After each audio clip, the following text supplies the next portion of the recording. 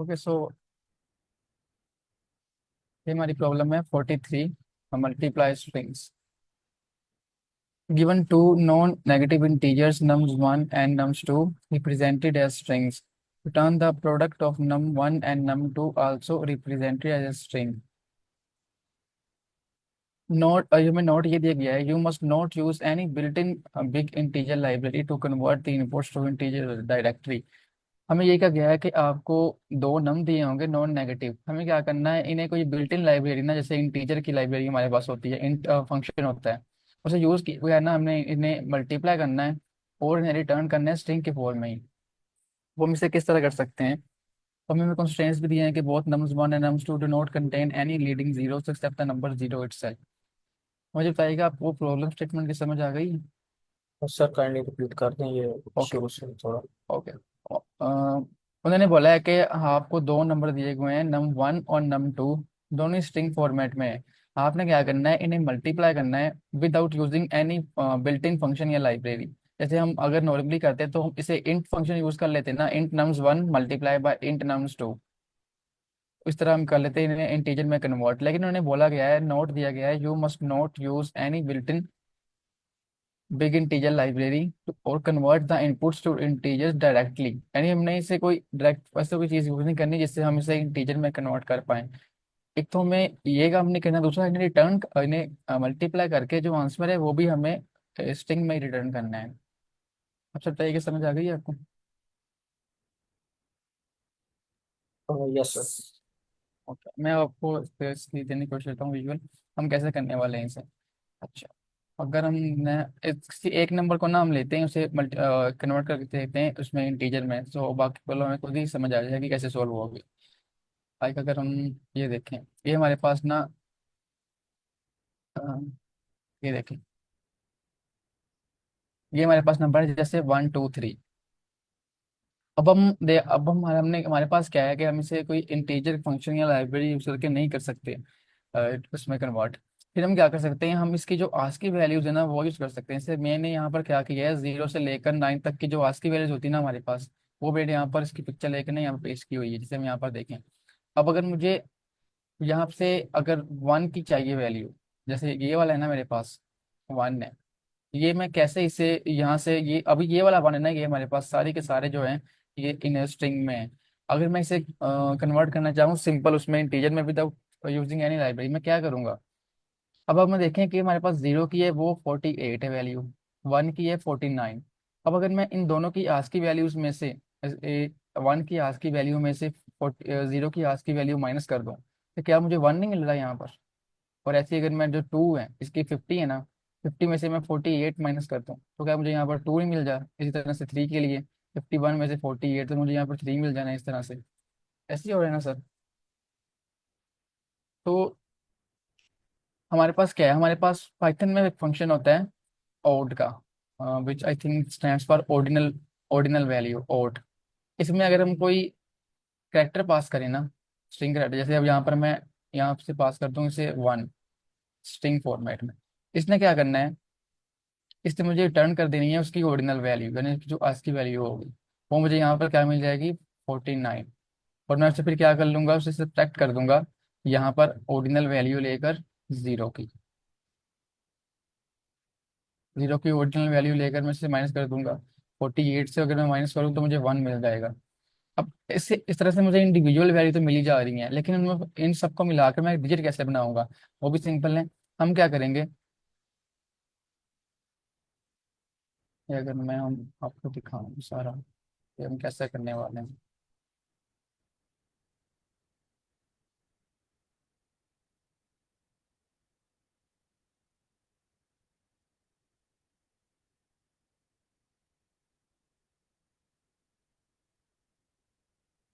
ये अगर हम देखें, अब ये चीज हमने क्या किया, हमने एक डिजिट ले लिया, उसे 0 से इनिशियलाइज कर दिया। हमने क्या किया, फॉर सी इन नम, ये वाला जो नम है ना, अब क्या करेगा, ये ट्रेवर्स करेगा इस पूरी स्ट्रिंग को। कैसे, कब क्या होगा? अब हमने हमें जैसे मैंने अभी देखा था आपने कि हमें इंडिविजुअल तो वैल्यू मिल रही थी इंटीजर, लेकिन हम उसे एज होल एक इंटीजर वैल्यू कैसे बनाएंगे, 123 डिजिट कैसे बनाए उसे? अब वो हमने क्या किया, हमने डिजिट लिया, उसे मल्टीप्लाई किया 10 से। फिर हमने प्लस किया जो हमें वैल्यू मिल रही है ऑर्डिनल ऑफ सी की, उसमें से माइनस करके ऑर्डिनल ऑफ जीरो। इससे क्या होगा, सबसे पहले हमारे पास डिजिट जीरो है, तो जीरो मल्टीप्लाई, अगर जीरो मल्टीप्लाई टेन जीरो हो जाएगा, प्लस हम कर देंगे जो हमें इसका मिलेगा आंसर पहले के लिए, वन के लिए। अब वन की क्या है हमारे पास, 49 है, और इसमें से अब क्या माइनस, किस माइनस होगा, 48 से। तो यहाँ पर वन, तो हमें यहाँ पर वन मिल जाएगा, डिजिट हमारा अब वन हो चुका है यहाँ पर। नेक्स्ट टाइम क्या होगा, डिजिट मल्टीप्लाई बाय टेन, यानी कि हमारे पास क्या आ गया, हमारे पास टेन मल्टीप्लाई वन, टेन आ गया, तो प्लस होगा। अब हमारे पास क्या वैल्यू आएगी, अब सी हमारे पास क्या आएगा, ये वाला सी हमारे पास आएगा टू। तो टू के लिए हमारे क्या होगा, ऑर्डिनल वैल्यू 50, 50 में से 48 करेंगे तो टू आएगा यहाँ पर। तो यहाँ पर अब क्या हो जाएगा, 12 हमारे पास हो जाएगा यहाँ तक के लिए। अब नेक्स्ट क्या होगा, 12 मल्टीप्लाई बाय 10 होगा, तो ये 120 हो जाएगा। और थ्री के लिए हमें क्या मिल जाएगा, यहाँ से थ्री 51 होती है थ्री की, तो 51 माइनस 48 थ्री हो जाएगा। तो 120 प्लस थ्री, यहाँ पर हमें क्या मिल जाएगा, 123। और मुझे बताइएगा, आपको समझ आई है इस चीज़ की, हम ये जो स्ट्रिंग वाला डिजिट है इसे इंटीजर में कैसे कन्वर्ट कर रहे हैं। हाँ सर, इसमें मुझे ये समझ गया, ये जो आपने 48 से लेके 57 की वैल्यूज ली हैं, जी सर। ये सर कहाँ से आएंगे, मतलब ये इसकी सर समझ हमारे नहीं। पास जो है ना, हमारे पास आज की वैल्यूज होती हैं, ये अगर हम ना कंप्यूटर फील्ड में होता है हमारे पास आज की वैल्यूज का कंसेप्ट। हर एक जो हमारा होता है ना, कोई भी कैरेक्टर, जैसे हमारे पास इवन सो ये कैरेक्टर है ना हमारे पास एक, ये वाला ब्रेस वाला, इसका भी एक आज की वैल्यू होती है। अगर मैं आपको दिखाऊं तो यहाँ पर, पर कुछ और क्वेश्चन भी है जिसमें ना इसका कंसेप्ट यूज होता है आज की वैल्यूज का, अगर मैं आपको यहाँ पर दिखाता हूँ तो ये देखें, यहाँ पर आप देखें, ये देखें, हर एक सिंगल सिंगल चीज की ना यहाँ पर एक आज की वैल्यू है सिंगल की। जैसे ये देखें, ये स्पेस है ना यहाँ पर लिखा हुआ, स्पेस की आज की वैल्यू क्या है, मेरे पास 32 है। ए मेरे पास जो अल्फा वाला है, अल्फाबेटिक में जो हमारे पास कैपिटल में है, उसकी 65 है। इस तरह जो स्मॉल है उसकी मेरे पास 97 है। तो हर एक सिंगल सिंगल कैरेक्टर के इतना भी पॉसिबल है, जैसे ये देखें, अब ये कोई स्टाइलिश सा सी लिखा हुआ है, इसकी 128 है। तो हर एक कैरेक्टर के लिए ना हमारे पास एक आज की वैल्यू होती है, यूनिक होती है, हर एक की अपनी यूनिक होती है। तो यहाँ पर देखें, जीरो से लेकर यहाँ तक मेरे पास नाइन की वैल्यू मुझे मिली हुई है, यहाँ तक, यहाँ से 48 से लेकर 58 तक। अब सर आपको क्लियर हुआ है इस चीज़ का, हाँ तो जी हमारे पास जी ये sir. Thank you computer sir. Field में होता है ये आज की वैल्यूज का कॉन्सेप्ट। यस सर, तो क्लियर है। हम देखते हैं वापस, अब आप बताइएगा, आपको समझ आ गई है कि ये कैसे कन्वर्ट हो रहा है डिजिट। सर लॉजिक पे रिपीट कर दें, ये आज की वैल्यूज तो समझ आ गए। ओके, तो लॉजिक ये है कि जैसे मैं,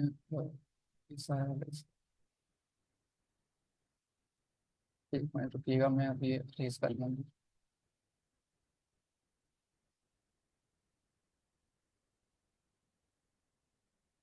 अच्छा, अब सिंपल अगर पहले देखते हैं हम सिंगल एक वैल्यू के लिए, जैसे मेरे पास लेट से वन है, ठीक है। अब मुझे वन, ये स्ट्रिंग वाला वन है मेरे पास, इसकी मुझे चाहिए इंटीजर में वैल्यू, वो भी वन नहीं होगी, लेकिन हम कैसे लेंगे। अब अगर हम देखें ना, अब अगर हम देखें ना कि हमारा जो वन वाला इंटीजर है ना, स्ट्रिंग में इसकी क्या आज की वैल्यू ये हमारे पास 49 है, ये देखें 49। मैं अगर ये आपको दिखा भी दूं, यहाँ पर चेक करते हैं, इसे प्रिंट करते हैं, ऑर्डिनल वैल्यू, ऑर्डिनल हमारा फंक्शन है ये, उस ORD से इसका नाम है, आई थिंक इसका जो नेम बनता है वो ऑर्डिनल ही बनता है, ऑर्डिनल वैल्यू। अब अगर यहाँ पर हम देखें जीरो की जो ऑर्डिनल वैल्यू क्या आती है,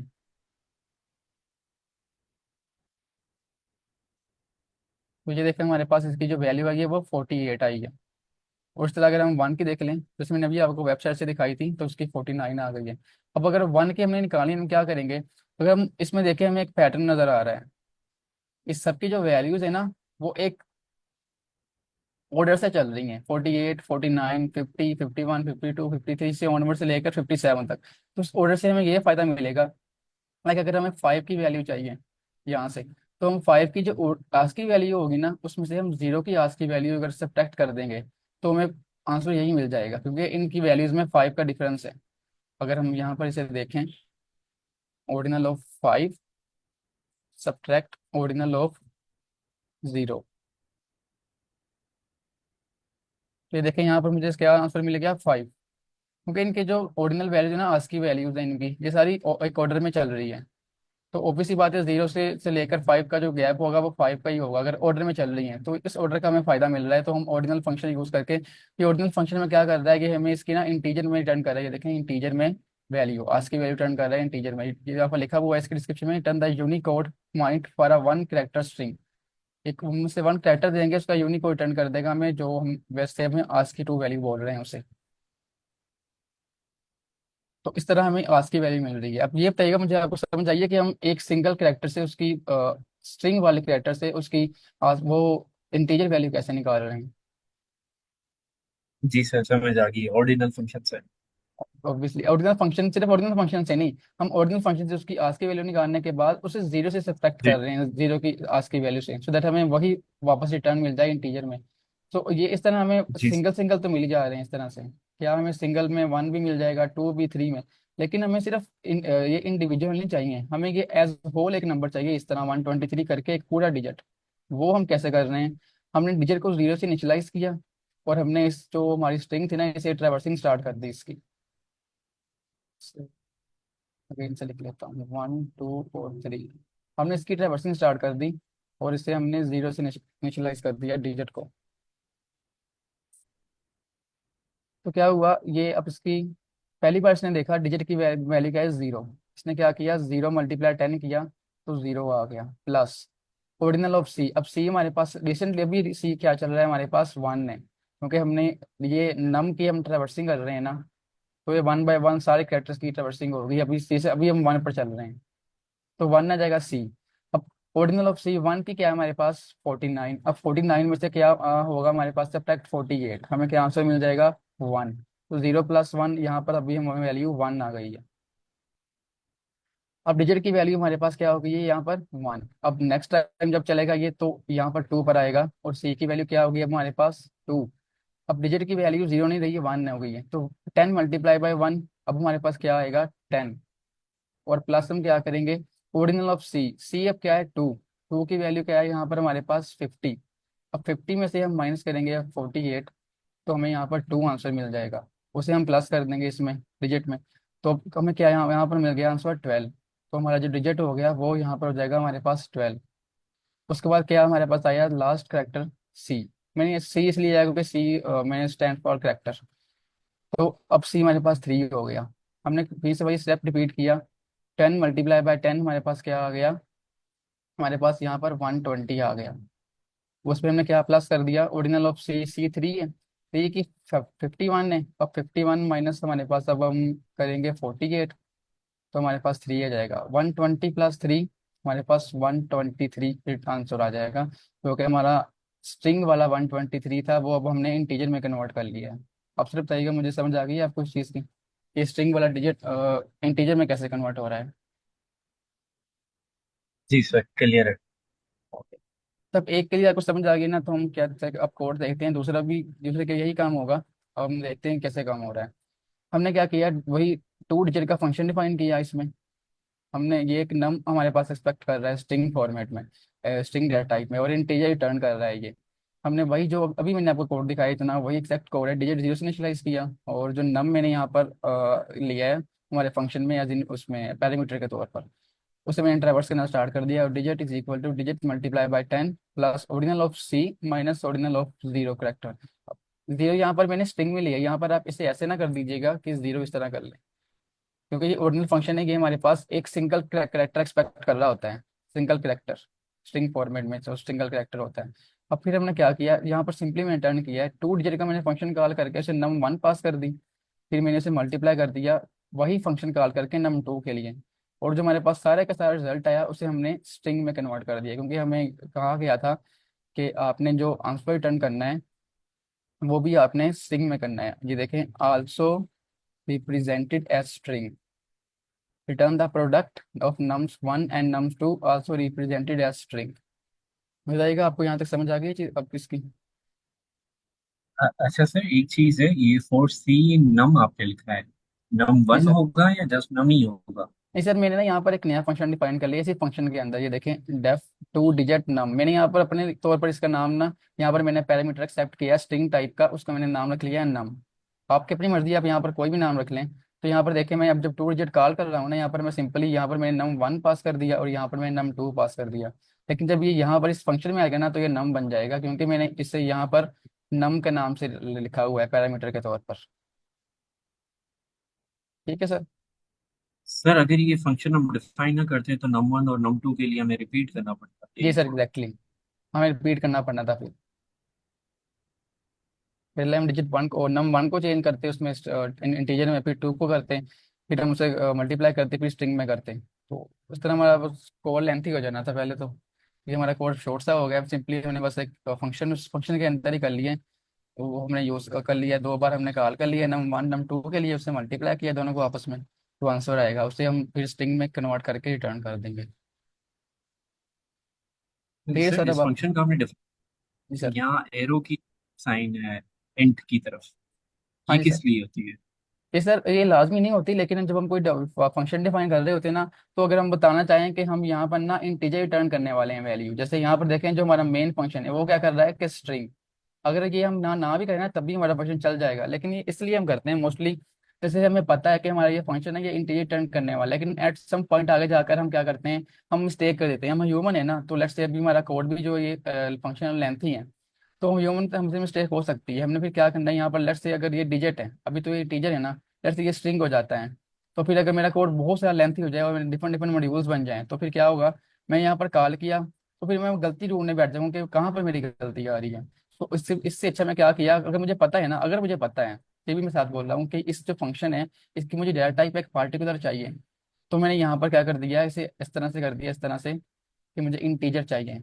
अगर आपने कोई और लैंग्वेज पढ़ी हो, तो उसमें स्टार्ट में हम बता देते हैं, अगर C+ की बात हो, उसमें हम ऐसे कर देते हैं इंट, हम पहले रिटर्न रिटर्न टाइप लिखते हैं उसमें, फिर हम उसका जो नेम होता है फंक्शन का, XYZ जो भी हम उसका नेम हो गया वो लिखते हैं, फिर उसके जो पैरामीटर लिस्ट होती है, फिर हम उसकी बॉडी डिफाइन कर रहे होते हैं। लेकिन पाइथन में ये क्या है, अगर आपने रिटर्न टाइप बतानी है, लेकिन जो बाकी लैंग्वेज जैसे जितना मुझे पता है ना, उसमें आपको लाजमी बताना पड़ता है कि आपकी रिटर्न टाइप कौन सी होने वाली है, लेकिन पाइथन में ये लाजमी नहीं होता। अगर मैं आपको ये दिखाऊं, इसके बगैर भी इसने रन हो जाना है, इवन नोट्स दिस, लेकिन जो ऊपर वाला हमारा मेन फंक्शन है ना, इसने भी रन हो जाना है इसके बगैर, स्ट्रिंग के बगैर। लेकिन फिर क्या अगर हम यहाँ पर स्ट्रिंग रिटर्न नहीं भी करवाएंगे ना, तो उसने फिर मान जाना है उस चीज़ पर कि स्ट्रिंग नहीं रिटर्न कर रहे हैं हम। इसलिए हमने इसे यहाँ पर थोड़ा सा स्ट्रिक्ट किया है, जैसे ये वाला फंक्शन मेन था हमारा कि हमें यहाँ पर आंसर स्ट्रिंग में चाहिए, यहाँ पर ये हमने कर दिया कि हम इंटीजर में रिटर्न करने वाले हैं आंसर। तो अगर मैं आपको इससे इन दोनों के बगैर रन करके दिखाऊं, यहाँ पर अगर मैं इसे इस तरह कर लूँ और इसे भी मैं अगर रिमूव कर दूँ, अब अगर हम इसे रन करके देखें, देखें इस तरह भी हमें एक्सेप्टेड हो रहा है। लेकिन लेट्स से अगर यहाँ पर मैं इसे या इस तरह से ना स्ट्रिंग कर देता, यहाँ पर इसे, तो क्या होना था, यहाँ पर स्ट्रिंग मल्टीप्लाई बाय स्ट्रिंग हो जानी थी। लेट्स से अगर मैंने इसे इस तरह कर लिया, तो अब ये एक तो ये हमारा आंसर तो रॉन्ग आएगा ही, ठीक है, क्योंकि हम स्ट्रिंग को मल्टीप्लाई नहीं होगा। स्ट्रिंग स्ट्रिंग से मल्टीप्लाई नहीं कर पा जी। रहे। लेकिन लेट्स से अगर हमारा कोड बहुत लेंथी हो जाता है, हमें किसी पॉइंट पर पता नहीं चल पाता कि हमसे गलती क्या हुई है, तो ये एक स्टैंडर्ड प्रैक्टिस होती है। अगर आपको पता है ना कि आपका एक जो पर्टिकुलर फंक्शन है, उसकी रिटर्न टाइप आपको क्या चाहिए, तो ये बेटर होता है कि आप लिख दो उसके आगे इस तरह से करके ना, वर्ड साइन करके, अब उसे बता दो कि मैं इसमें इंटीजर रिटर्न करने वाला। अब देखिएगा, अब यहाँ पर मैं स्ट्रिंग रिटर्न कर रहा हूँ ना, मुझे नीचे तक जाने की जरूरत नहीं पड़ेगी, वो यहाँ पर मुझे आई थिंक हाईलाइट करेगा कि यहाँ पर मैं इसे क्या रिटर्न कर रहा हूँ।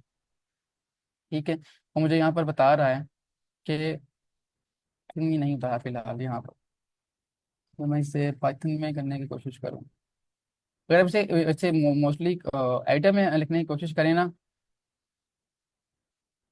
एडिटर में कोशिश करें, तो यहाँ पर वो यहाँ पर वैसे ही मुझे हमें एरर दिखाने लग जाता है कि आप यहाँ पर आपने इंटीजर टाइप की है, लेकिन आप यहाँ पर रिटर्न स्ट्रिंग कर रहे हो। तो इसलिए ये एक स्टैंडर्ड प्रैक्टिस होती है कि आपको पता है ना कि आप ये इंटीजर आपको चाहिए वैलिड टाइप वैल्यू रिटर्न में, तो आप उसे बता दो, सो दैट हम इस तरह की मिस्टेक से बच जाएं आगे जाकर। ठीक है सर। Yes sir. अगर किसी कोई क्वेश्चन है तो पूछ लें, तो फिर मैं अदरवाइज रन करके देखूँ। तो सो हम रन करके देख लेते हैं इस तरह से। ठीक है जी, ये हमारा एक्सेप्ट हो गया, उसे अब सबमिट करके देख लेते हैं।